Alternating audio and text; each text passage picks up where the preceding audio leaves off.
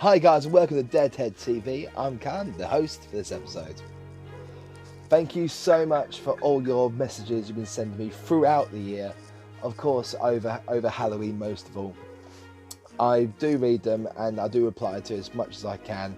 So thank you so much for all your support so far. I do really appreciate it, and it really does mean the world to me. So thank you. Apologies, I haven't been on that much. I'm trying my best to do what I can as and when I can. And if you do have any ideas for videos or anything you want to learn about the scare industry, please drop me a line on the comment section and I'll do what I can. Sorry about the dress. I've just finished a live stream with the guys at Cursed for Cursed on the Couch. We are a scare attraction haunt in Essex in the UK. And during that lockdown, we've been hosting weekly horror-based entertainment shows. So I've been doing that for ever since the first week of lockdown, and it's been so much fun. Our fans loved it, and you can watch it too at facebook.com/cursed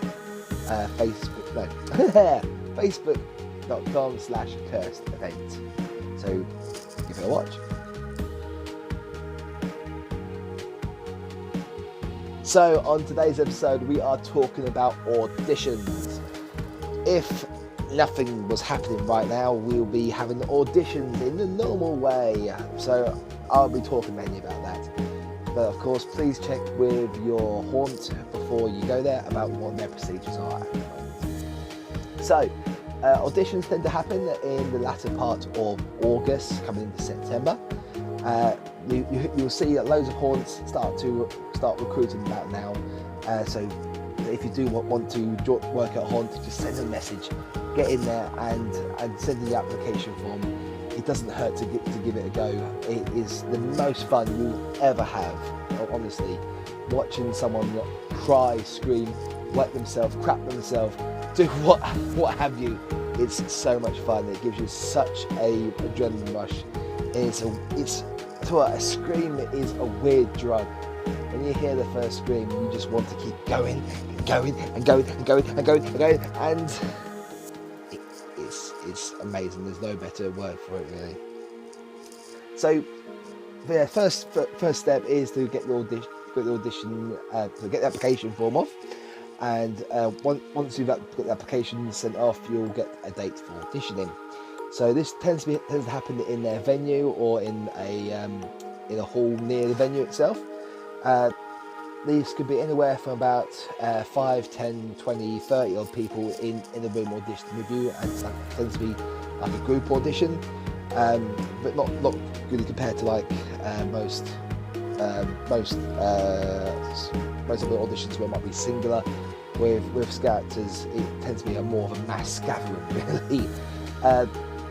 One of the best bits of advice that I was given was, if you feel silly, you'll look silly.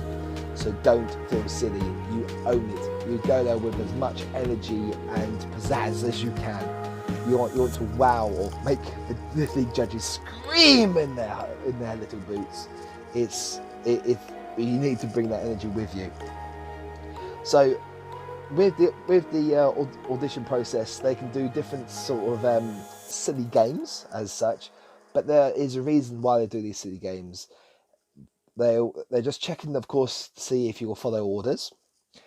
Checking to see how you will perform under certain situations, and then eventually they'll start then showing you bits and pieces around the scare industry, like the impact scares and the energies that you need to become your character.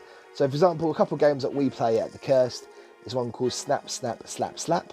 This is basically on your knees, snap, slap, snap, snap, slap, slap, snap, snap.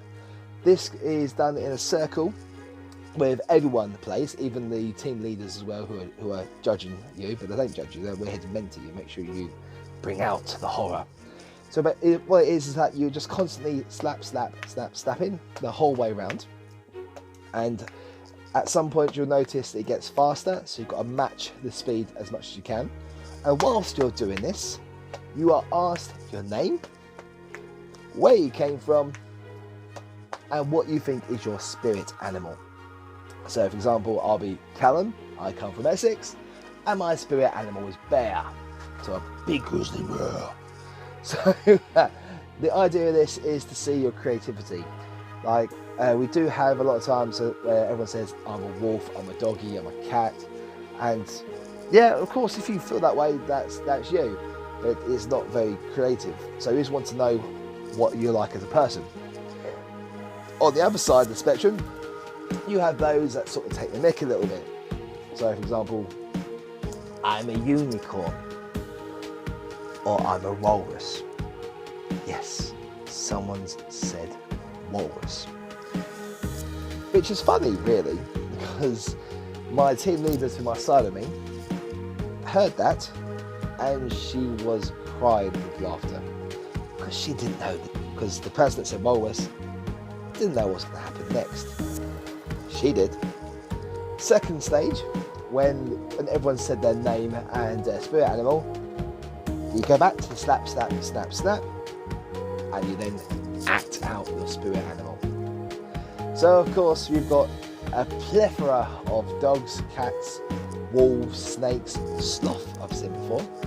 And then we came to our walrus, who pretty much stood up, arms out, and slapped on the floor and played around for about a minute. It was the most hysterical thing I'd ever seen. I actually worried about her chin. She went down. She went down properly, poor girl. But she was all right. We were laughing. Everyone was laughing, but we're laughing with her. It's these games aren't there to take the nick out of you. It is truly just to see how you will be in that situation. We then sort of move on to a few other little games to see where you are creative and scare-wise. So, for example, there's another game we do called the 1,000-Year Sleep. So you've been asleep for 1,000 years, and you wake up to now. Do your legs work? Can you get up? Do your vocal cords even work? So we want to see how you would act in this particular scenario. This tends to go on for about 4 or 5 minutes, just so we can see everyone's rendition of this 1,000-year person. So, sometimes it's a lot of fun seeing everyone's sort of interpretation, where after a while you see but then we then introduce another little catalyst, is that something in the room gets your attention. You like this thing. It's your whole world. Go find it and protect it. So they then run off and then they grab chairs, shoes, handbags. And after a little while, we then said, oh, that's nice. However, they've got something else which looks nicer. Go get it off them. So this then, of course, erupts in this huge fight. This only goes on for about 45 seconds, so just make sure there isn't a fight. And it's so funny. So watching everyone's reaction and seeing what they'll do to protect their item. Once again, we're looking for the vocalization, looking for the energy, the spirit of these characters. We also do some other sort of character improv bits where you are given a bottle of poison. You drink the poison, and then you have to act your death. These are all just fun little games that we play just to try and break the ice. Another one that people use instead of the snap, snap, snap, slap is the tell us your name and scream a word. So you can do like movies. So for example, hi, I'm Callum. My favourite movie is Zombie Flesh Eaters. Zombie Flesh Eaters. You can do your favourite ice cream, your favourite your favourite takeaway. I don't know. So something really obscure, but adding on that horror element. As I said before, it's all about putting your heart and soul into this audition, because this is what the judges do want to see. After a little while, you then get taught the energies behind your character. So you may start walking around in the room normally, and then you're taught how to move as a character. Before that, of course, they talk about the characters within the mazes. So this could be anything from your zombie who is like the slow, wandering but slashy sort of character. And they talk about how the zombies get impact scares, how they vocalise, or even the clowns, for example. Clowns can be maniacal. They start off from like these sort of slow, plodding creatures, and then really fast, really big exaggerations, big smiles in their face, and it's all about the energy that you show to these judges, these mentors. They just want to see you do whatever you can to try and get the scare. We then do this dreaded thing within our auditions called the scare chair, where one of our team leaders is sat in a chair, and then you have to walk towards the team leader and try and scare them. It is not a nice experience for our auditionees, because we make them work for the scare. Like, it's not easy to scare one of my team. They have to push and push and push. This, of course, is wanted, because we want to see how hard you want to work for that scare. We don't want to walk off. We want you to hit up, hit low, hit around the side. Even someone went underneath the chair and hit him. We want to see what you're willing to do to get that scare. What else have we got?